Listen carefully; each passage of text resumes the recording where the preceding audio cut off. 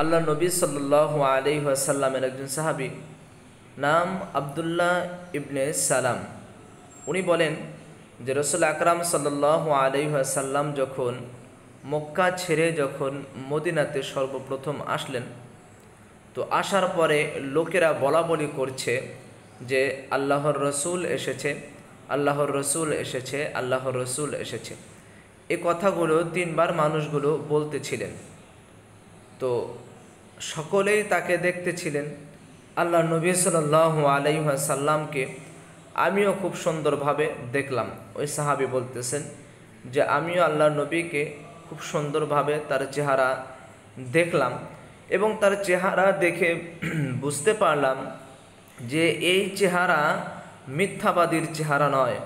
অর্থাৎ উনিও ভাবলেন যে রসুল সাল্লাল্লাহু আলাইহি ওয়াসাল্লাম সম্পর্কে এতদিন যা শুনতাম যে তিনি মিথ্যাবাদী, কিন্তু না, এখন তার চেহারা দেখে বুঝতে পারলাম যে আসলে তিনি মিথ্যাবাদী নন। তো ওই সাহাবী বলেন যে আল্লাহর নবী সাল্লাল্লাহু আলাইহি ওয়াসাল্লাম প্রথমেই যেই কথা বললেন, এক নম্বর কথা হলো আল্লাহর নবী বললেন যে হে লোক সকল, তোমরা সালামের প্রচলন করো এবং আহার করাও, মানুষদেরকে খানা খাওয়াও।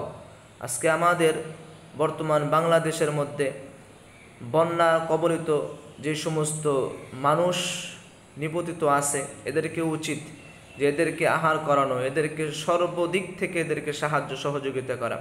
আলহামদুলিল্লাহ, অনেক ভাই বোন দেখেছি এটার জন্য সাহায্য সহযোগিতা করছে।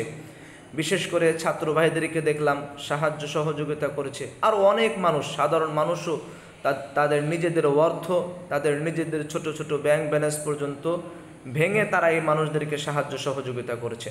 আপনারাও সাহায্য সহযোগিতা করুন।